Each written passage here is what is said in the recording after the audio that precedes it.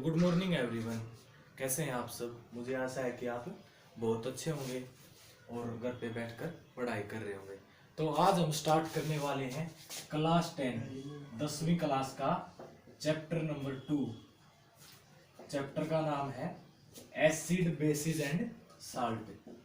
Acid base and salt. ठीक है, ये चैप्टर आज हम कवर करने वाले हैं। ठीक है, तो सबसे पहले आपको इनकी प्रॉपर्टीज पता होनी चाहिए एसिड बेस की। तो सबसे पहले बात आती है एसिड की। एसिड की क्या क्या प्रॉपर्टी होती है? सबसे पहले जो एसिड होते हैं उनका क्या काम होता है, वो नेचर के अंदर क्या करते हैं, they are sour in taste. ठीक है, पहला पॉइंट आपको याद रखना है कि जो एसिड होते हैं वो उनका टेस्ट करने पर वो खट्टे लगते हैं। दूसरा, they turn red litmus blue litmus to red. वो ब्लू लिटमस पेपर को रेड के अंदर चेंज कर देते हैं, रेड कलर के अंदर चेंज कर देते हैं। तीसरा पॉइंट आपको याद रखना है, they give H positive ions, they give H positive ions in aqueous solution। ठीक है, तो aqueous solution के अंदर वो hydrogen ion H positive ions को रिलीज करते हैं। फोर्थ पॉइंट आपको याद रखना है, they corrode metals। ठीक है, वो मेटल्स को खराब कर देते हैं। मेटल उनके संपर्क में, एसिड के संपर्क में आने से गलना स्टार्ट हो जाता है। ठीक है, तो एसिड की ये प्रॉपर्टीज आपको याद रखनी है। एग्जांपल ले सकते हैं आप कुछ स्ट्रॉन्ग एसिड और कुछ वीक एसिड के। तो एग्जांपल में सबसे पहले लिखेंगे हम स्ट्रॉन्ग एसिड। स्ट्रॉन्ग एसिड क्या होते हैं? स्ट्रॉन्ग एसिड होते हैं, हमारा HCl है जो हाइड्रोक्लोरिक एसिड, वो सबसे स्ट्रॉन्ग एसिड है। दूसरा H2SO4 सल्फ्यूरिक एसिड भी हमारा स्ट्रॉन्ग एसिड के अंदर आता है। फिर आते हैं वीक एसिड। ठीक है, वीक एसिड के अंदर आता है सबसे पहले NaOH sodium hydroxide weak acid है। उसके बाद आता है KOH पोटेशियम हाइड्रोक्साइड भी हमारा वीक एसिड के अंदर आता है। ठीक है, तो ये होगी एसिड की प्रॉपर्टीज। एसिड को आपके 4 पॉइंट याद रखने हैं एसिड के बारे में। जब एसिड को हम टेस्ट करते हैं तो वो टेस्ट में कैसे लगते हैं? खट्टे लगते हैं। दूसरा, वो ब्लू लिटमस को रेड लिटमस के अंदर चेंज कर देते हैं। वो एक्वस सॉल्यूशन के अंदर H पॉजिटिव आयंस देते हैं और वो मेटल एसिड के संपर्क में आने से उसके ऊपर जंग लग जाता है या वो गलना स्टार्ट हो जाती है। और ये एग्जांपल है स्ट्रॉन्ग एसिड के HCl और H2SO4, और ये एग्जांपल है वीक एसिड के NaOH और KOH। नेक्स्ट बात आती है बेस की। बेस क्या होते हैं?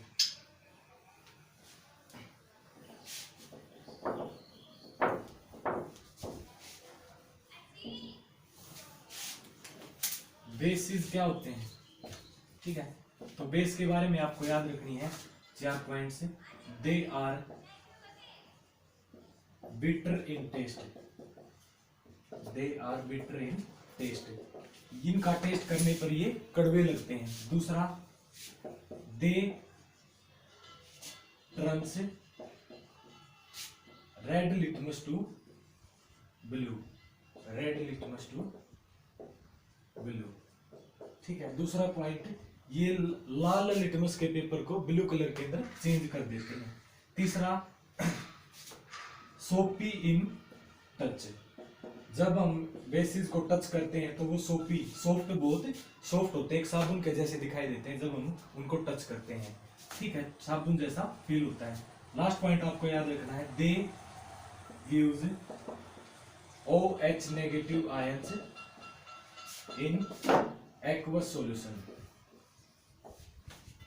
ठीक है, तो क्या देते हैं वो OH पॉजिटिव आयंस को बोलते हैं हाइड्रोक्सिल आयंस। जब उनको हम बेसिस को पानी के अंदर डालते हैं तो वो OH नेगेटिव आयंस रिलीज करते हैं। तो ये आपको बेसिस के बारे में मेन पॉइंट याद होने चाहिए। फॉर एग्जांपल उदाहरण ले लेते हैं हम कुछ स्ट्रॉन्ग बेसिस का और वीक बेसिस का। ठीक है, तो स्ट्रॉन्ग बेस के अंदर सबसे पहला एग्जांपल आता है, स्ट्रॉन्ग बेस कौन सा होता है, और उसके बाद आते हैं वीक बेसिस।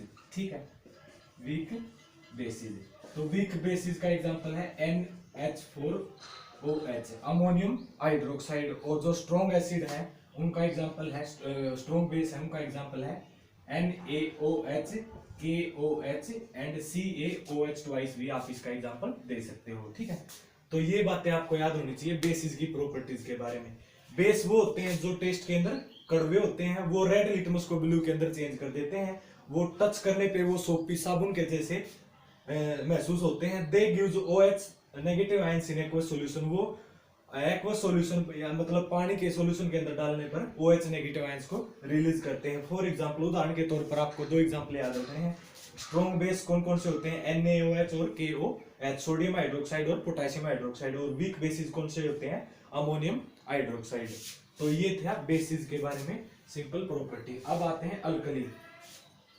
एक छोटी सी डेफिनेशन याद रखनी है आपको। अल्कली, अल्कलीज क्या होते हैं?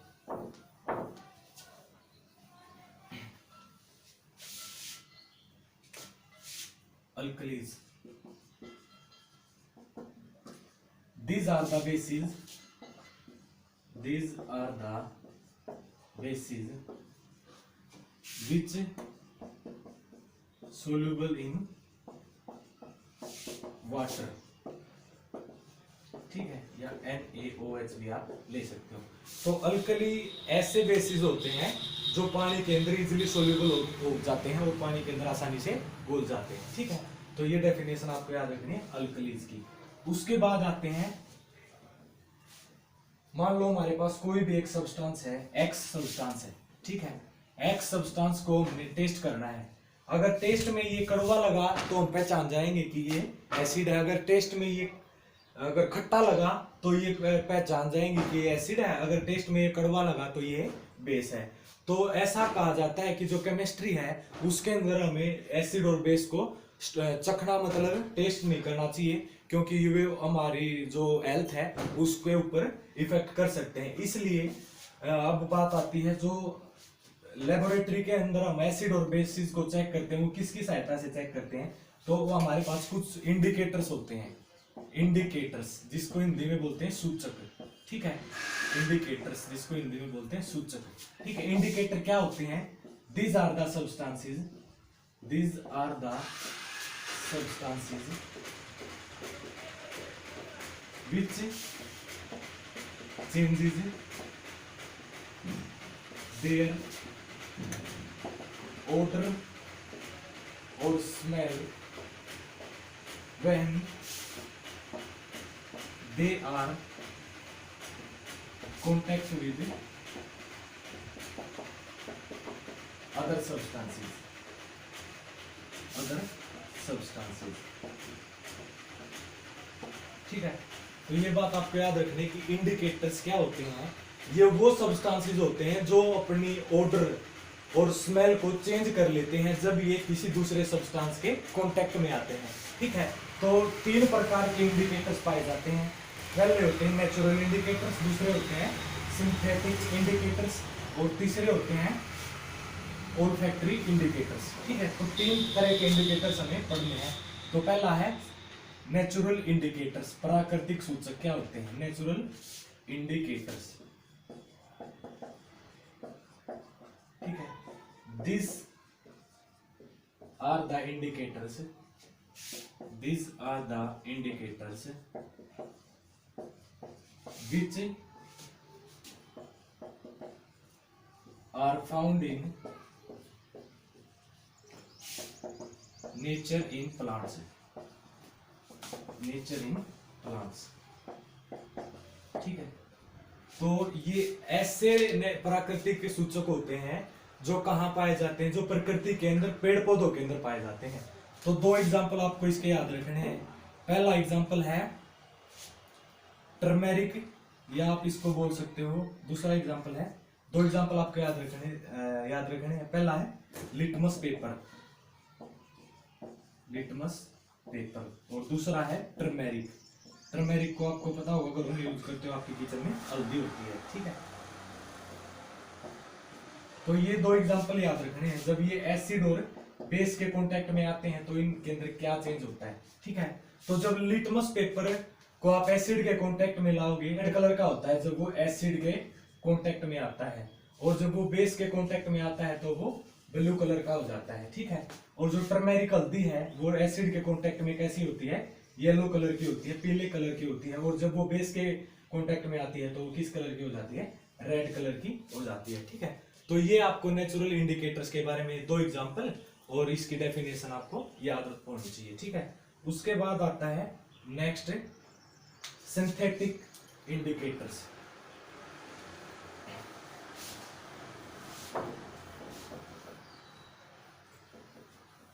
दूसरा है सिंथेटिक इंडिकेटर्स। सिंथेटिक इंडिकेटर्स, ठीक है। तो सिंथेटिक इंडिकेटर्स क्या होते हैं, these are the indicators which are found in chemical substances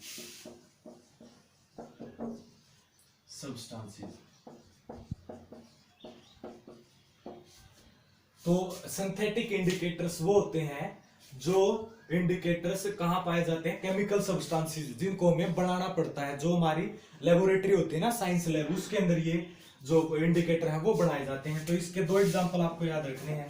पहला एग्जांपल है मिथाइल ऑरेंज, मिथाइल ऑरेंज। और दूसरा सिंथेटिक इंडिकेटर है फिनोल्फ्थलीन।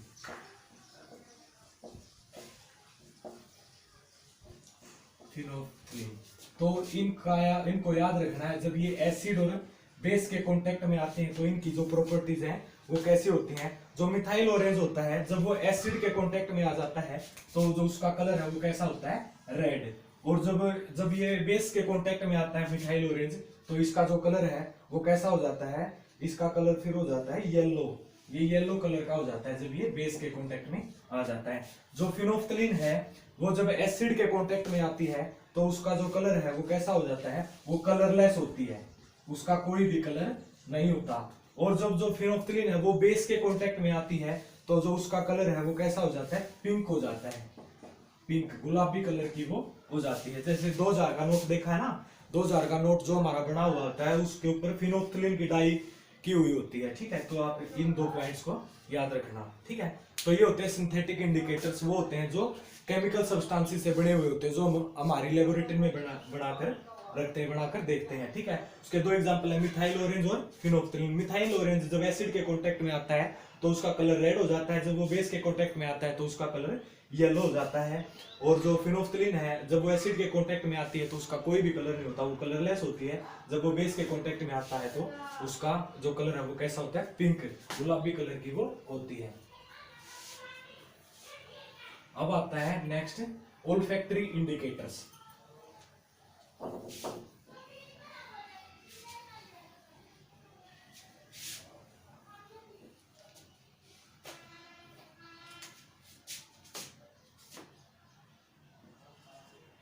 olfactory indicator, these are the indicators, these are the indicators which have different odor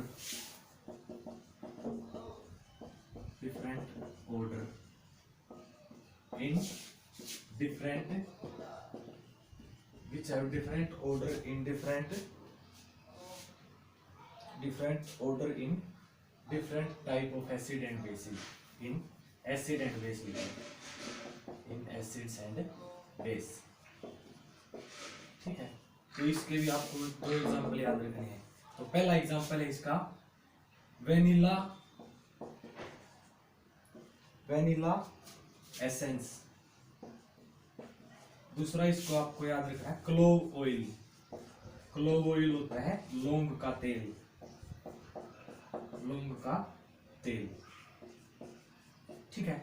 तो ये 2 example याद रखने हैं। जब ये एसिड के कांटेक्ट में आते हैं या बेस के कांटेक्ट में आते हैं तो इनके साथ क्या होता है, वेनिला एसेंस वो होती है जो आइसक्रीम की फैक्ट्री में वेनिला की जो ऑर्डर होती है, जो स्मेल होती है वेनिला आइसक्रीम की, उसको बनाने के लिए यूज किया जाता है। तो जब ये एसिड के कांटेक्ट में आती है तो इसकी जो ऑर्डर है, जो इसकी जो स्मेल है वो इंक्रीज हो जाती है। और जब ये बेस के कांटेक्ट में आती है तो इसके कुछ भी इसके अंदर जो चेंज है वो दिखाई नहीं देता। क्लो ऑयल होता है, जब वो एसिड के कांटेक्ट में आता है तो उसकी जो गंध है या उसका जो क्या बोलते हैं ऑर्डर है वो इंक्रीज हो जाता है, वो उसकी जो स्मेल है वो इंक्रीज हो जाती है। और जब वो बेस के कांटेक्ट में आती है तो उसका जो स्मेल है वो डिक्रीज हो जाती है। ठीक है, तो ये आपको पॉइंट याद रखने हैं ओल्फैक्टरी इंडिकेटर्स के बारे में।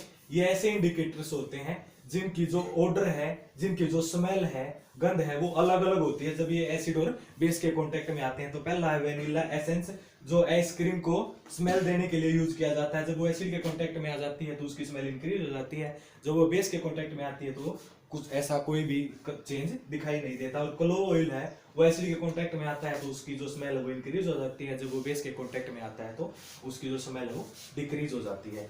उसके बाद आता है chemical properties of acid and base.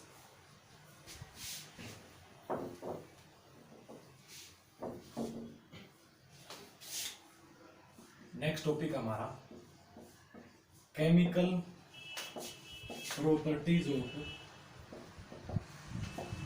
Acids and basis.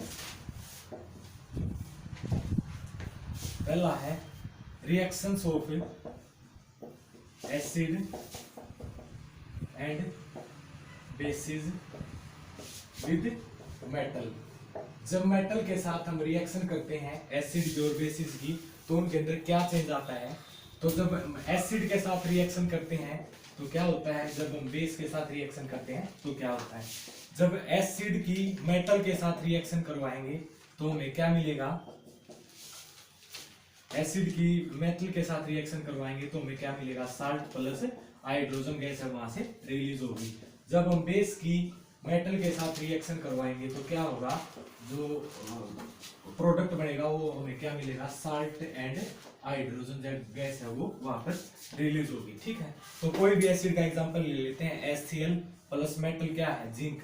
Zinc एक मेटल है, मेटल की जब एसिड के साथ रिएक्शन कराएंगे तो हमें प्रोडक्ट में क्या मिलेगा, Zn plus ZnCl2, zinc chloride plus जो हाइड्रोजन गैस है वो यहाँ से रिलीज हो जाएगी और इसको आप बैलेंस कर दो तो ये रिएक्शन होगी बैलेंस। ठीक है, तो जब एसिड मेटल के साथ रिएक्शंस करते हैं तो क्या बनता है, साल्ट और हाइड्रोजन गैस रिलीज होती है। बेस NaOH हमारा बेस है, जब उसकी मेटल के साथ रिएक्शन करेंगे तो क्या होगा, Na2ZnO2 प्लस जो हाइड्रोजन गैस है वो यहाँ से रिलीज हो जाएगी। ठीक है, तो जब बेस के मेटल के साथ रिएक्शन करवाएंगे तो हमें क्या मिलेगा, साल्ट प्लस हाइड्रोजन गैस। तो बेस क्या है, ये सोडियम हाइड्रोक्साइड एक बेस है, मेटल एक, जिंक एक मेटल है, तो इसकी जब हम रिएक्शन करवाएंगे तो हमें क्या मिलेगा, जिंकेट Na2ZnO2 और जो हाइड्रोजन गैस है वो यहाँ से रिलीज हो